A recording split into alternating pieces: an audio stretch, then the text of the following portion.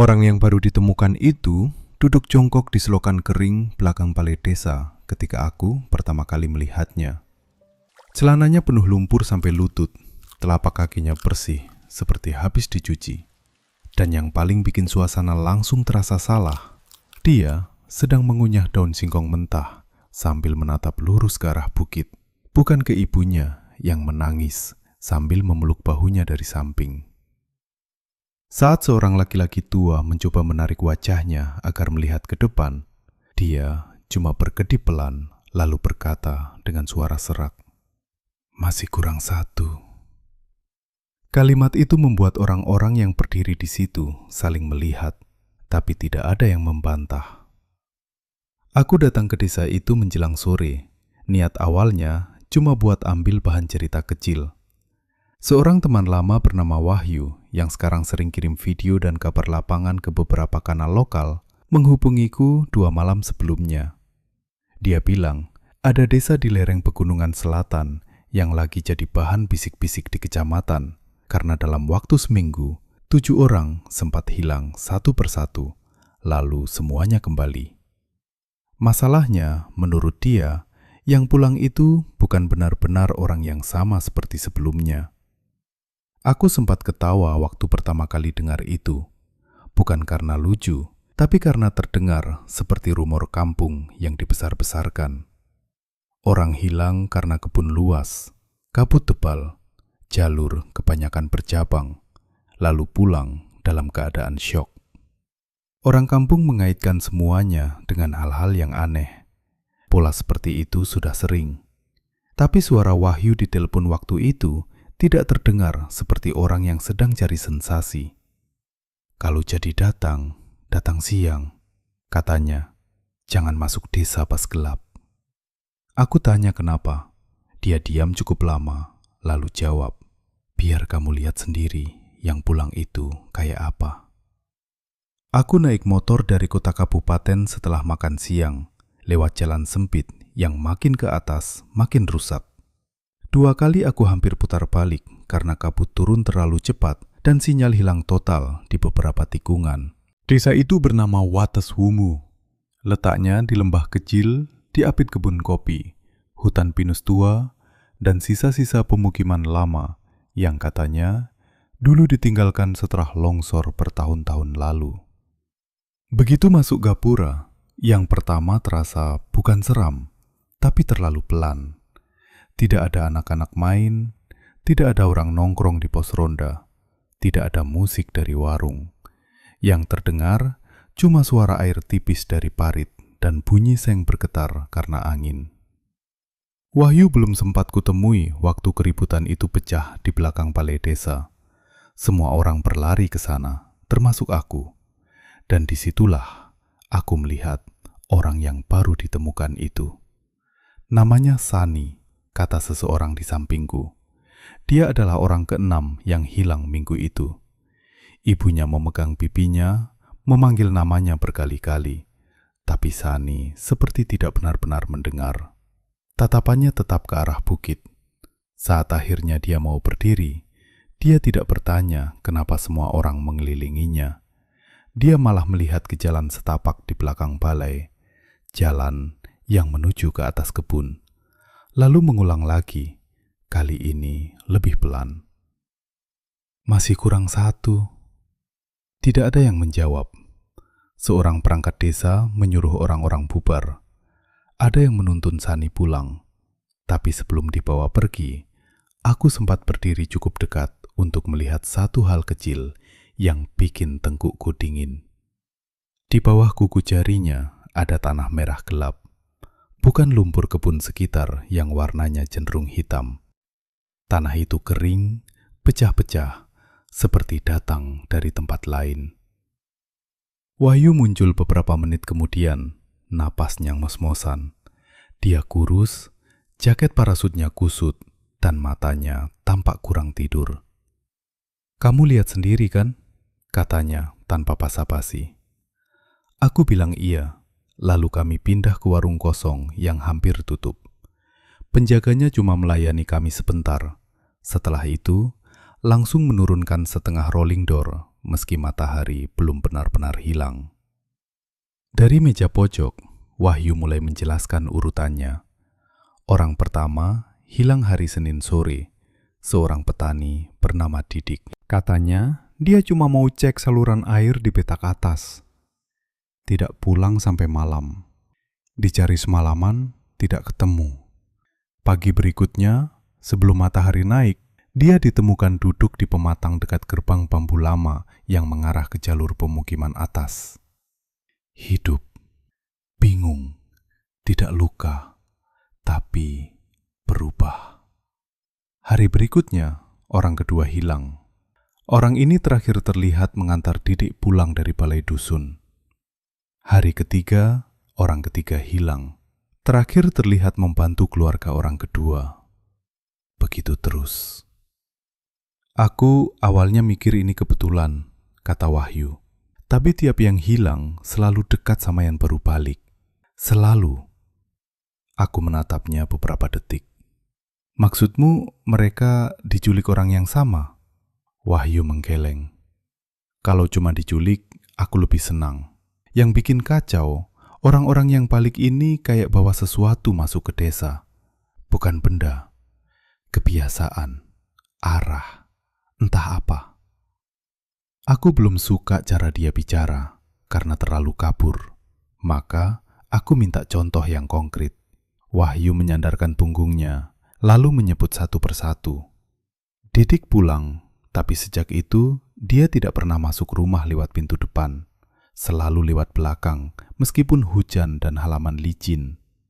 Orang kedua, Rukmini, pulang lalu mulai memanggil rumahnya sendiri dengan nama lama, nama sebelum dusun dipindah. Orang ketiga, seorang remaja bernama Narto, pulang lalu setiap menjelang subuh berdiri di tepi jalan sambil menghadap ke atas bukit seperti menunggu jemputan. Orang keempat menolak tidur di kamar yang sudah ditempatinya selama 5 tahun dan memilih duduk di dapur sampai pagi. Orang kelima tidak mau makan nasi hangat, hanya mau singkong rebus dingin dan air mentah dari tempayan. Dan sekarang Sani, orang keenam, bahkan belum sampai rumah, tapi sudah bilang ada satu yang kurang. Kurang satu siapa? Tanyaku. Wahyu mengangkat bahu. Itu masalahnya. Belum ada yang hilang lagi waktu dia ngomong begitu. Ada seorang perempuan tua di meja sebelah yang sedari tadi pura-pura membereskan botol kecap. Dia akhirnya menoleh dan bicara tanpa melihat kami. Kalau malam, jangan panggil orang yang baru pulang dari belakang badan. Nada suaranya datar, seperti ngomong sesuatu yang semua orang seharusnya sudah tahu. Aku tanya maksudnya apa. Tapi dia malah menarik napas panjang dan bilang, warung tutup.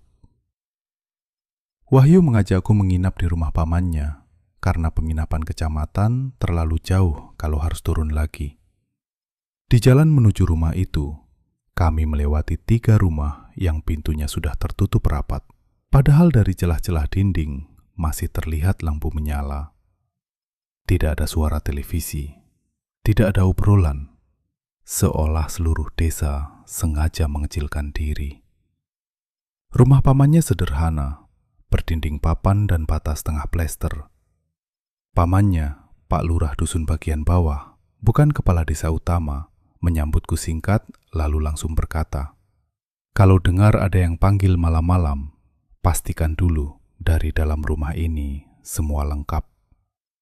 Aku sempat ingin tertawa, karena kalimat itu terdengar seperti aturan main anak kecil. Tapi tidak ada seorang pun di rumah itu yang tampak bercanda. Aku tidur di ruang depan. Sebelum lampu dimatikan, Wahyu menunjukkan beberapa rekaman di ponselnya. Isinya video pendek, sebagian buram karena diambil dari jauh. Ada Didik berdiri terlalu lama di ujung jalan saat kabut pagi masih tebal. Ada Rukmini duduk di dekat sumur umum sambil merapikan kerudung berulang-ulang, padahal kerudungnya sudah rapi. Ada Narto yang sedang menempelkan telinganya ke dinding luar musala kosong. "Itu siang bolong," kata Wahyu. "Yang begini nih yang bikin aku mulai nggak enak." Aku minta video yang lebih jelas. Dia bilang ada satu file dari kameranya, bukan dari ponsel, tapi belum sempat dipindah. Besok pagi mau dia tunjukkan. Besok pagi ternyata tidak datang dengan tenang. Aku terbangun karena ada bunyi ketukan pendek di jendela samping. Bukan keras, justru terlalu pelan.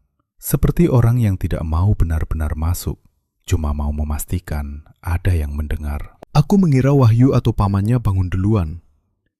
Ruang depan masih gelap, cuma ada garis cahaya tipis dari sela pintu dapur.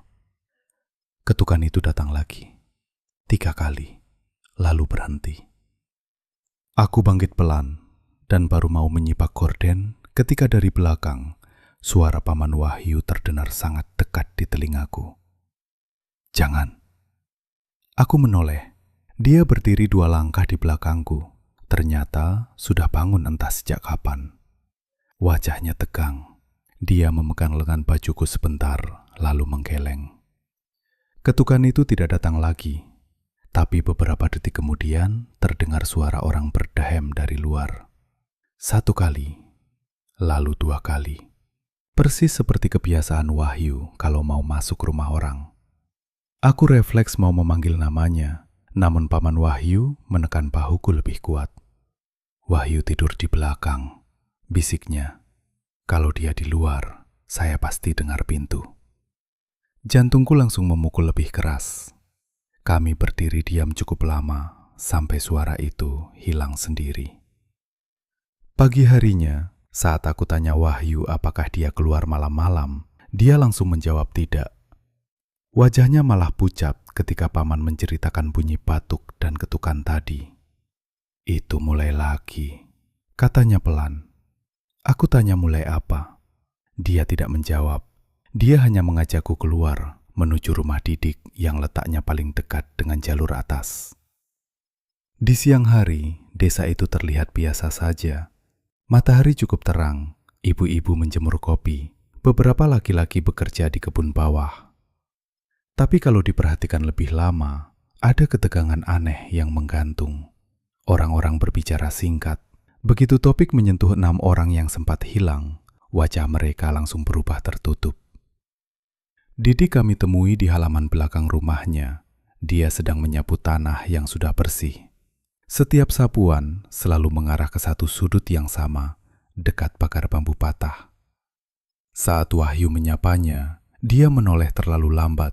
Seperti harus diingatkan dulu bagaimana cara merespons. Mas, masih ingat waktu hilang kemana? Tanyaku. Dia melihatku, lalu melihat gagang sapu di tangannya, lalu menjawab. Saya nggak hilang, saya pulang telat. Dari mana? Dia menunjuk ke arah bukit, bukan ke kebun, lebih tinggi dari itu. Ada jalan lain, katanya. Ibunya yang berdiri di pintu belakang langsung menyela keras, menyuruh dia masuk. Nada suaranya campuran marah dan takut. Didik tidak membantah, tapi sebelum lewat ambang pintu, dia sempat menoleh ke aku dan Wahyu. Kalau nanti dengar ada yang jalan dari atas, jangan dibales, biar aja turun sendiri. Kalimat itu diucapkan seperti nasihat biasa. Justru karena datar, rasanya jauh lebih mengganggu. Dari rumah Didik kami ke rumah-rumah lain, hampir semua orang yang sudah kembali menunjukkan variasi keanehan yang sama. Susah mempertahankan kontak mata, sering berhenti di tengah aktivitas, seolah sedang mendengar sesuatu dari kejauhan. Dan selalu menoleh ke atas setiap kali ada bunyi sandal di jalan. Yang lebih aneh lagi, beberapa dari mereka mulai berjalan keliling desa setelah sore, tapi tidak pernah benar-benar masuk ke rumah orang lain. Mereka hanya berhenti di depan pagar, diam sebentar, lalu lanjut. Di rumah Rukmini, aku melihat bukti pertama yang terasa lebih pribadi. Rukmini awalnya biasa saja. Dia menyuguhkan teh, duduk, dan menjawab seperlunya. Tapi ketika Wahyu menyebut gerbang bambu lama tempat semua orang ditemukan, wajahnya berubah. Tangan yang memegang gelas berhenti di udara. Lalu dia berdiri dan masuk ke kamar tanpa izin. Suaminya minta maaf dan mengejar. Aku iseng memandang dinding ruang tamu yang penuh foto keluarga. Di satu bingkai foto syukuran rumah, ada sesuatu yang membuatku mendekat. Foto itu diambil setahun lalu, jelas dari baju dan susunan orangnya. Semua anggota keluarga berbaris di teras, termasuk Rukmini. Tapi di pojok kiri belakang, di luar pagar, tampak sesosok orang berdiri menghadap rumah. Buram, setengah tertutup pohon pisang. Bukan bagian keluarga. Aku panggil Wahyu. Dia mendekat, menatap foto itu beberapa detik, lalu bertanya ke suami Rukmini siapa orang di belakang. Laki-laki itu menatap lama, lalu wajahnya seperti kehilangan warna. Waktu foto ini diambil, katanya pelan, Didik belum hilang. Aku merasa tenggorokanku kering. Sosok di pojok foto itu memakai kemeja gelap dan berdiri dengan kemiringan bahu yang sangat mirip Didik. Suami Rukmini langsung menurunkan bingkai itu dari dinding. Tidak marah, tidak panik. Hanya seperti orang yang capek disuruh melihat masalah yang tidak ingin dia akui. Keluar dari rumah itu, Wahyu akhirnya mengajakku ke pinggir desa, ke jalur setapak yang menuju bekas pemukiman lama. Di sana ada gerbang bambu tua yang sudah miring, sebagian tertutup semak kopi liar. Tanahnya lebih merah daripada jalan-jalan lain di desa, persis warna yang kulihat di bawah kuku Sani kemarin. Semua ditemukan dekat sini sebelum subuh, kata Wahyu. Aku jongkok memperhatikan tanah. Ada jejak kaki tipis, tapi bentuknya tidak jelas. Yang aneh, di sela-sela bekas tapak itu, ada garis-garis seret, seperti sesuatu berat pernah diseret, lalu berhenti. Tidak panjang, hanya pendek-pendek, seperti orang yang kakinya malas diangkat sempurna. Pencarian sampai atas pernah? Tanyaku. Pernah, cuma sampai batas serumpun pinus. Setelah itu orang-orang gak mau lanjut. Alasan kabut, tebing, sama jalur lama banyak yang putus. Wahyu menatap ke arah atas. Aku pernah naik lebih jauh sekali. Sendirian. Dia mengangguk. Makanya aku ngubungin kamu. Baru saat itu aku sadar, dia benar-benar takut. Sebelum sempat kutanya lebih lanjut, dari arah jalan desa terdengar teriakan. Seorang anak berlari ke kami sambil menangis. Nafasnya putus-putus. Mas Wahyu, Pak De nyari, Pak Minto nggak ada. Nama itu asing buatku, tapi wajah Wahyu langsung tegang. Pak Minto adalah lelaki yang kemarin ikut menuntun Sani pulang. Kami berlari turun. Di rumah Pak Minto, istrinya sudah menangis histeris. Menurut keluarganya, tadi siang Pak Minto cuma keluar sebentar karena mendengar ada yang memanggil namanya dari arah jalan atas. Dia bilang mau lihat sebentar. Sampai lewat 1 jam, tidak pulang. Sandalnya ditemukan dekat gerbang bambu. Itu orang ketujuh. Desa yang semula menahan diri langsung berubah seperti sarang semut yang diganggu. Laki-laki berkumpul, sebagian membawa senter dan parang. Tapi yang paling aneh, pencarian itu tidak terdengar seperti pencarian orang hidup. Tidak ada yang saling menyemangati.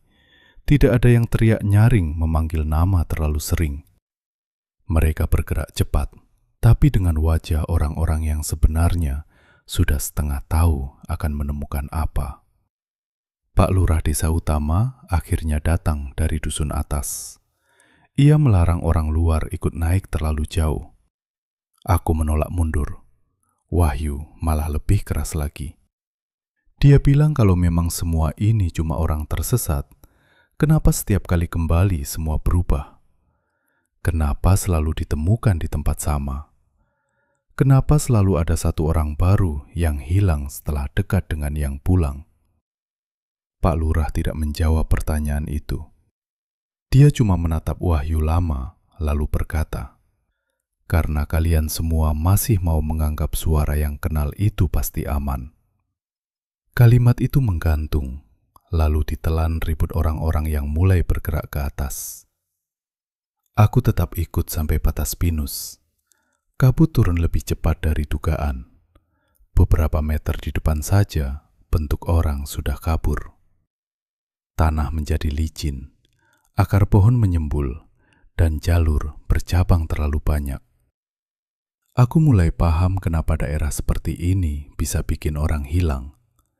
Tapi penjelasan rasional itu tidak cukup menenangkan. Waktu dari kejauhan terdengar suara orang batuk. Sekali, lalu 2 kali. Wahyu yang berjalan di depan langsung berhenti. Dia menoleh ke belakangku, bukan ke depan. Semua orang lain juga ikut diam. Dalam kabut setebal itu, arah suara sulit ditebak. Yang pasti, bunyinya tidak jauh. Salah satu pencari mau membalas teriakan, tapi Pak Lurah menahan. "Jangan sebut nama," bentaknya. Kami semua diam, mendengarkan. Batuk itu muncul lagi. Polanya sama, lalu langkah kaki perlahan, seperti sandal karet menyeret tanah basah.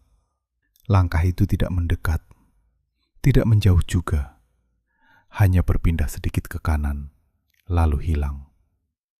Pencarian dihentikan sebelum gelap penuh. Tidak ada yang protes.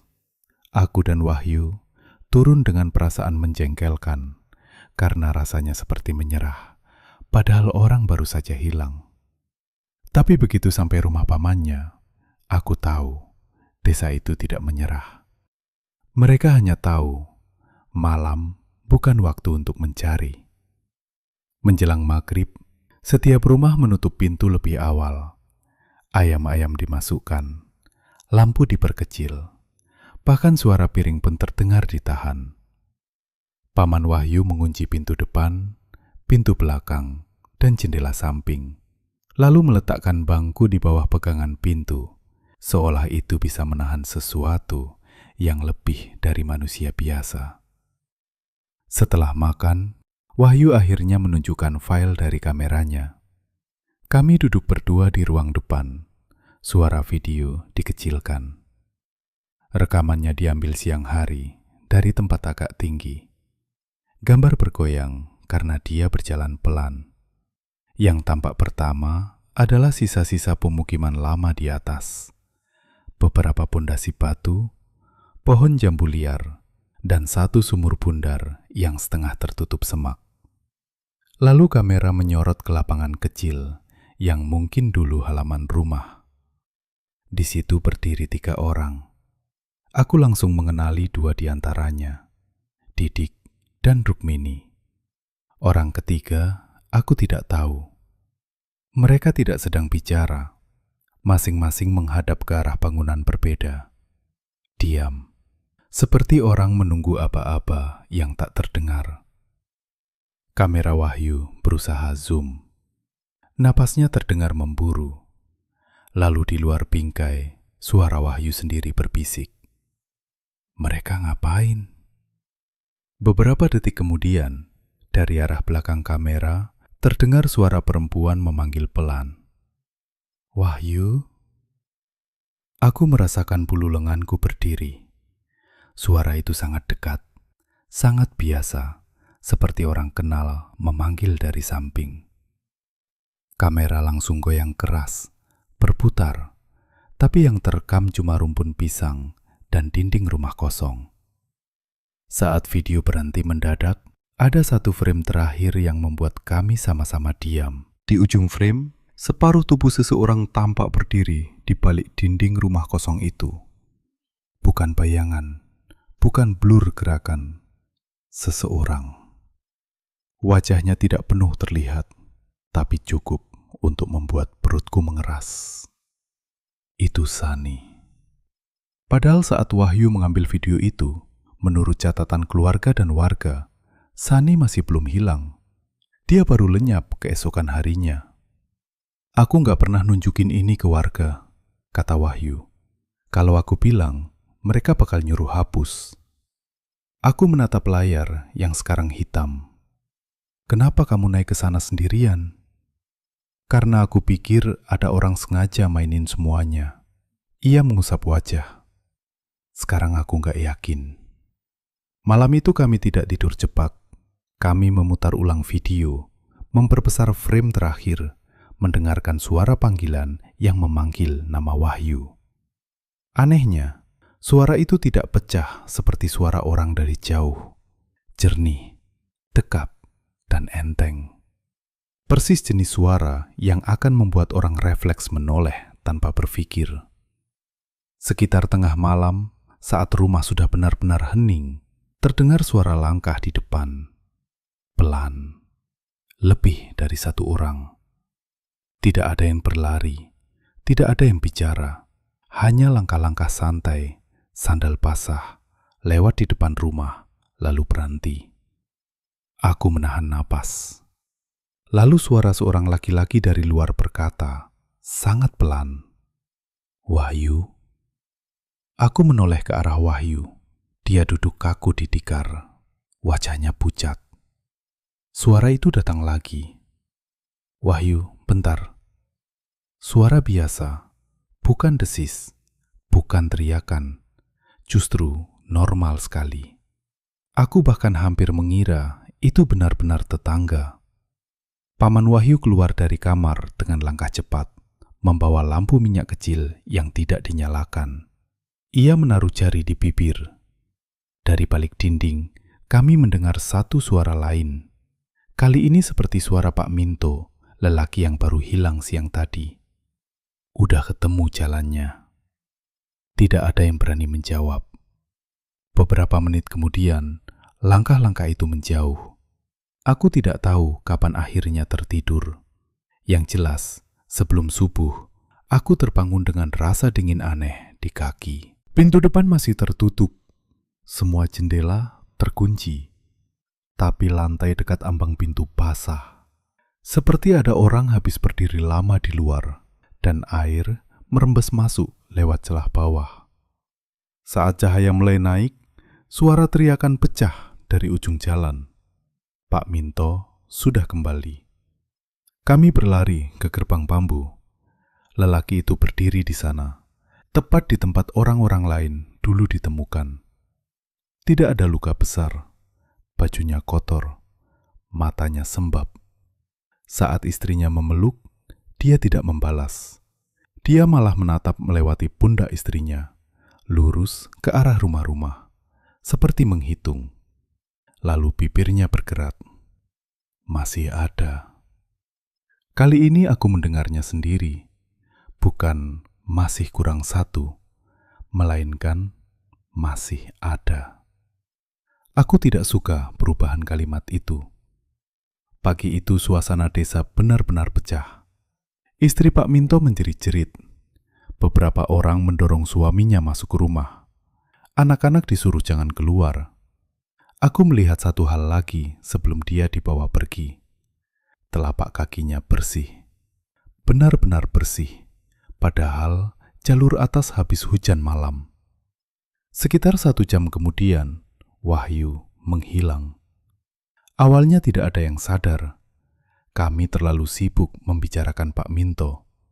Tapi saat aku mau kembali ke rumah pamannya untuk mengambil jaket, kamera Wahyu sudah tidak ada. Tasnya juga hilang. Paman bilang tadi subuh, sebelum orang-orang ribut soal Pak Minto, Wahyu sempat keluar sebentar karena mendengar ada orang mengetuk pagar dan memanggil namanya. "Aku kira dia ke depan rumah doang," kata paman dengan suara gemetar. "Gak lama udah gak kelihatan." Saat itulah aku merasakan kepanikan yang benar-benar pribadi. Sebelum itu aku masih punya jarak. Ini desa orang lain, masalah orang lain. Aku cuma kebetulan datang dan menyaksikan. Begitu Wahyu hilang, jarak itu lenyap. Aku ikut mencari sampai siang. Tidak ada hasil. Di dekat gerbang bambu, kami menemukan satu kartu memori kecil tertancap di lumpur merah, seolah sengaja dijatuhkan di tempat yang mudah terlihat. Kartu itu milik Wahyu. Aku tidak menunggu izin siapapun. Aku langsung kembali ke rumah, mencari laptop kecilku di tas motor, lalu membuka isi kartu itu. Ada beberapa video pendek tambahan yang belum sempat dia tunjukkan. Sebagian cuma rekaman jalan dan rumah-rumah. Tapi file terakhir diambil dini hari, kemungkinan tadi malam sebelum dia hilang. Gambar sangat gelap, tapi masih terlihat jalan desa dari sela pagar rumah Paman. Ada beberapa sosok berdiri di ujung jalan. Diam, tidak bergerak. Jumlahnya mungkin 4 atau 5. Aku menaikkan volume, lalu terdengar suara Wahyu berbisik dari belakang kamera. Sangat pelan. Mereka nunggu siapa? Setelah itu, suara lain menjawab. Bukan dari luar, dari dalam rumah. Yang belum pernah naik. Dadaku seperti ditekan dari dalam. Aku memutar ulang berkali-kali. Jawaban itu memang terekam dekat sekali. Seolah orang yang mengucapkannya berdiri di ruangan yang sama dengan Wahyu saat merekam. Padahal malam itu, setauku, hanya ada aku, dia, dan pamannya di rumah. Aku memperdengarkan rekaman itu ke Paman. Wajah lelaki tua itu langsung runtuh. Dia duduk lama, lalu akhirnya bicara tentang sesuatu yang sejak awal seperti sengaja tidak mau disebut siapapun. Bertahun-tahun lalu, sebelum dusun dipindah turun karena longsor, ada jalur penghubung ke pemukiman lama di atas. Kalau kabut turun, orang yang naik terlalu sore sering salah dengar arah.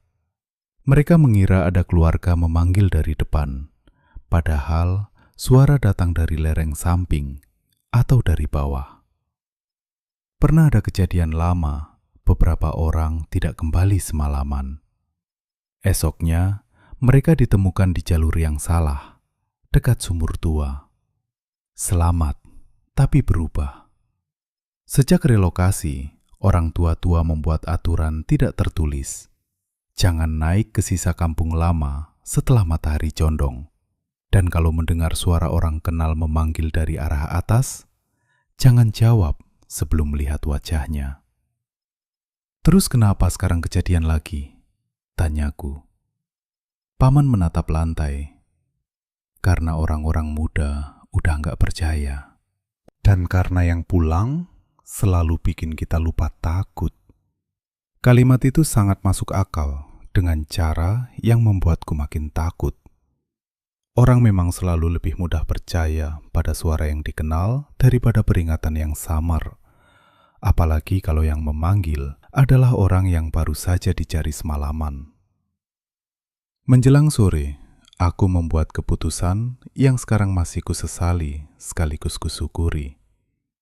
Aku bilang ke Paman bahwa kalau Wahyu kembali dalam keadaan seperti yang lain, aku ingin melihat sendiri kemana dia akan pergi. Bukan untuk heroik, justru karena aku mulai curiga semua rantai hilangnya orang ini terjadi dengan pola yang sangat sederhana. Seseorang kembali, lalu mulai memancing orang terdekat untuk mengantar atau menanggapi. Orang berikutnya ikut naik, siklus berulang. Kalau aku bisa memutus sebelum ada orang ke-8, mungkin ada yang terbuka. Paman bilang aku gila. Mungkin memang begitu. Wahyu kembali sebelum maghrib.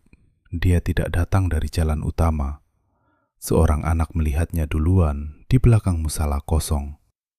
Ketika kami ke sana, dia berdiri membelakangi kami, menatap dinding kayu musala dengan telinganya ditempelkan seperti mendengarkan suara dari dalam. Aku memanggil namanya. Dia menoleh pelan. Sekilas, wajahnya masih Wahyu. Itu justru bagian paling sulit. Tidak ada luka mengerikan. Tidak ada perubahan dramatis. Hanya matanya tampak sedikit terlalu tenang. Dan cara dia menatapku seperti butuh 1 detik tambahan untuk mengenali siapa aku.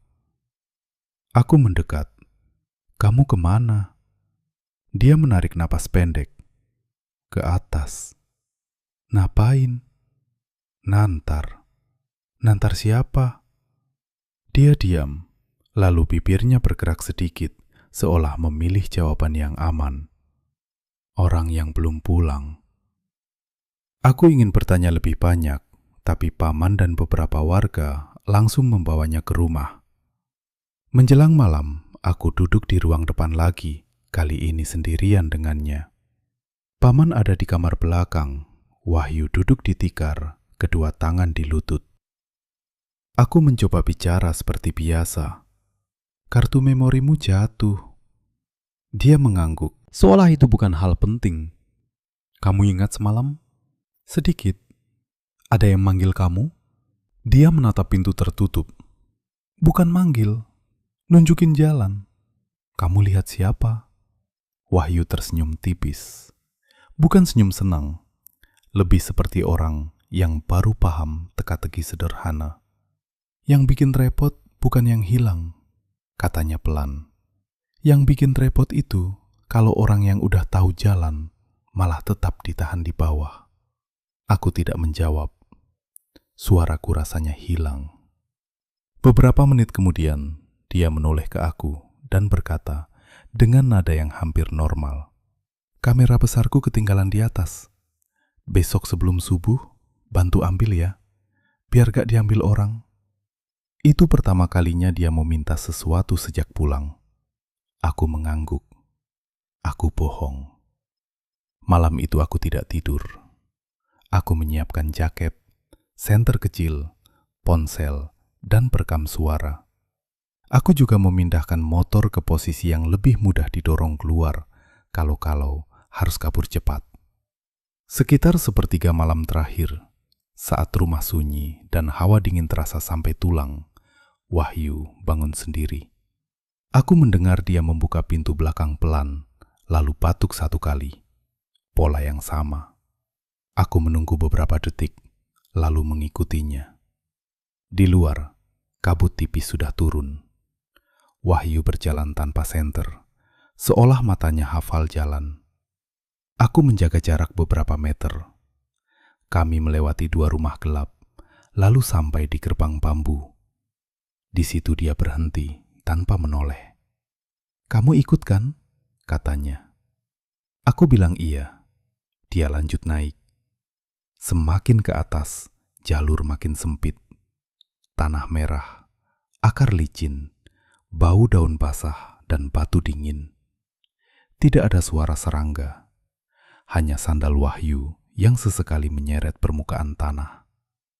Aku mulai menghitung langkah, bukan karena perlu, tapi karena otakku mencari sesuatu yang teratur untuk menahan panik. Setelah beberapa lama, kami sampai di rumpun pinus, tempat pencarian kemarin berhenti. Wahyu tidak berhenti. Dia terus naik ke area bekas pemukiman lama. Kabut di sana lebih pekat, tapi anehnya ada bagian-bagian ruang yang tampak terlalu jelas. Pondasi rumah lama, sumur bundar, pagar batu setengah runtuh, dan di lapangan kecil dekat sumur ada orang-orang berdiri. Aku tidak langsung sadar jumlahnya berapa.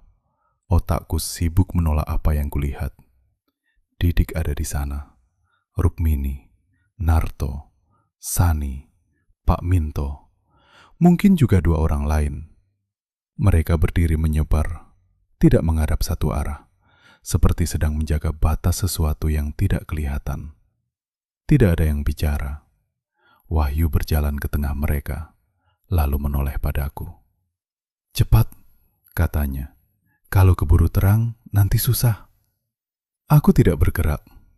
Saat itulah aku mendengar suara dari belakangku. "Bayu?" Suara ibuku. Jelas sekali, dekat sekali. Mustahil ada di sana. Setiap rambut di tengkukku berdiri. Aku tidak menoleh. Otakku rasional berteriak bahwa ini pasti permainan gema, ingatan, kelelahan, apapun. Tapi tubuhku tahu rasa ngeri yang tidak bisa dipalsukan. Suara itu datang lagi, kali ini lebih lembut. "Bayu, sini." Lalu dari sisi lain, suara Paman Wahyu. "Jangan jauh-jauh." Lalu suara Wahyu, padahal Wahyu ada di depanku. "Cepat dikit." Aku akhirnya paham kenapa orang bisa ikut naik. Bukan karena mereka bodoh, bukan karena mereka ingin hal aneh. Dalam keadaan setengah gelap seperti itu, dengan suara orang-orang yang kau kenal datang dari arah yang salah, logika tidak runtuh sekaligus. Ia lepas sedikit demi sedikit. Aku mundur satu langkah. Wahyu di depan tersenyum tipis lagi. "Gak apa-apa, cuma lihat bentar." Di belakangku ada langkah pelan mendekat. Bukan satu orang, lebih dari satu. Aku masih tidak berani menoleh. Dari sudut mata, aku melihat sesuatu bergerak di dekat sumur. Ada garis-garis seperti bekas jari di batu lumut, masih basah. Seolah banyak orang sering berpegangan di sana. Aku mengambil perekam suara dari saku, bukan karena berguna, cuma refleks. Tanganku gemetar. Wahyu melangkah mendekat. Orang-orang lain yang tadi diam juga seperti bergeser sedikit. Nyaris tak terlihat, tapi cukup untuk membuat ruang aman di sekitarku terasa mengecil. "Bayu," kata Wahyu, "kamera di belakang rumah itu." "Aku nggak lihat, makanya masuk." Aku menelan ludah. Lalu dalam sepersekian detik yang sampai sekarang masih sering kuputar di kepala, aku melihat detail kecil yang menyelamatkanku. Di kaki Wahyu, sandal kirinya dan kanan tidak sesuai. Bukan tertukar biasa, sandal itu milik dua orang berbeda. Yang satu milik Wahyu. Aku kenal karena talinya pernah putus dan dia ikat pakai kawat tipis. Yang satu lagi milik Pak Minto. Aku melihatnya kemarin di rumah. Itu bukan orang yang lupa pakai sandal. Itu orang yang pulang dengan cara mengumpulkan apapun di jalan. Aku mundur lagi, lalu berkata sekeras yang berani kulakukan tanpa berubah jadi teriakan. "Kameramu biar besok siang aja." Wahyu tidak marah. Justru nada suaranya menjadi lebih halus. "Besok siang gak ketemu." Di belakangku, suara ibuku kembali memanggil. Kali ini nyaris tepat di telinga kanan. Aku hampir refleks menoleh, tapi ingat kalimat perempuan warung itu. Jangan panggil orang yang baru pulang dari belakang badan. Untuk pertama kalinya aku merasa mungkin aturan itu bukan tahayul, melainkan cara bertahan yang lahir dari banyak percobaan gagal. Aku pura-pura membetulkan posisi jaket, lalu tiba-tiba melempar perekam suara ke sisi kiri semak. Benda itu jatuh cukup keras. Semua kepala di depanku, termasuk Wahyu, menoleh ke arah bunyi itu secara bersamaan. Gerakan mereka serempak. Terlalu serempak. Aku langsung berbalik dan lari turun bukan lewat jalur datang, melainkan menerobos sisi kanan bekas kebun yang curam. Dahan menghantam muka, tanah licin. 2 kali aku hampir jatuh. Di belakangku tidak ada teriakan. Justru itu yang paling menakutkan. Yang terdengar hanya langkah-langkah cepat, tapi tetap tenang. Seperti orang yang yakin aku tidak bisa jauh. Aku terus turun sampai kakiku masuk ke parit kecil. Air dinginnya membuatku hampir terpeleset. Dari arah atas, suara Wahyu terdengar lagi. "Jangan ke bawah, bukan situ jalannya." Aku tahu, itu justru artinya aku harus terus ke bawah. Kabut makin tipis ketika aku mendekati kebun kopi. Dari sela pohon, aku melihat lampu rumah pertama di desa. Tinggal sedikit lagi. Saat itulah, sesuatu bergerak di sisi kiriku. Bukan dari jauh, sangat dekat. Seseorang berdiri diam di antara batang kopi, setengah tertutup daun. Aku cuma sempat melihat siluet bahu dan wajah yang terlalu pucat dalam gelap, sebelum tubuhku refleks meloncat ke arah lain. Aku jatuh keras, siku terbentur batu, tapi itu malah membantuku karena aku jadi meluncur turun ke jalan tanah yang menuju kandang kambing kosong. Aku masuk ke kandang itu, menahan napas, lumpur sampai dada. Dari celah papan, aku melihat beberapa bayangan lewat di jalan atas. Tidak terburu-buru, tidak mencari-cari dengan panik.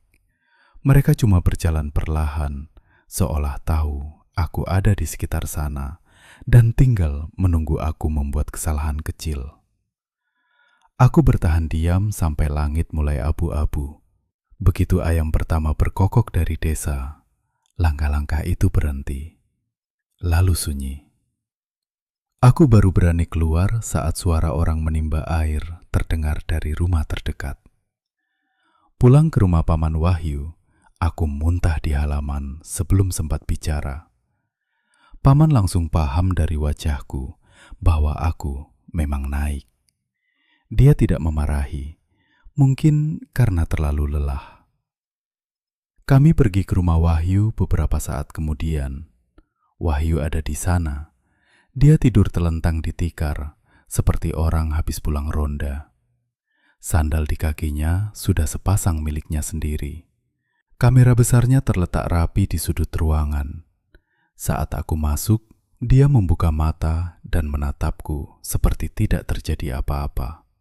"Kamu jadi nggak bantu," katanya. Aku tidak menjawab. Hari itu aku pulang dari desa sebelum siang penuh, meskipun orang-orang menyuruh tunggu dulu. Di jalan turun, baru setelah sinyal kembali, aku merasa paru-paruku bisa bekerja lagi. Aku berniat langsung menyerahkan semua rekaman ke siapapun yang bisa memeriksa, atau setidaknya menceritakan semua ini ke orang yang tidak akan menganggapku ikut ke bawah takut massal. Tapi yang paling mengganggu, justru baru kutemukan malamnya, saat aku memutar ulang file audio dari perekam suara cadangan di laptop kamar kos. Perekam itu sempat kujatuhkan di semak sebagai pengalih perhatian. Kupikir isinya cuma suara benturan dan langkah. Sebagian memang begitu. Ada desis daun, napasku, dan bunyi sandal menyusul. Lalu ada satu bagian yang membuat darahku terasa dingin lagi. Beberapa detik sebelum aku sendiri terdengar berkata, "Kameramu biar besok siang aja." Sudah ada suara yang sama lebih dulu terekam. Suaraku. Kalimatnya sama, nada gugupnya sama. Bahkan jeda napas sebelum kata "biar" juga sama. Hanya saja rekaman suara itu muncul lebih cepat, lebih pelan, dan berasal dari arah depan, dekat sumur. Sampai sekarang aku tidak tahu mana yang lebih buruk. Kemungkinan bahwa aku memang sempat mengatakan kalimat itu 2 kali tanpa sadar. Atau kemungkinan bahwa sebelum aku memutuskan untuk kabur, sesuatu di tempat itu sudah lebih dulu tahu persis apa yang akan kukatakan. Beberapa minggu setelahnya, aku mendapat pesan singkat dari nomor Wahyu. Isinya cuma 1 kalimat. "Kalau mau ambil rekaman yang lengkap, datang subuh. Siang nggak ketemu." Aku tidak pernah membalas, dan aku tidak pernah lagi memutar file itu dengan volume penuh.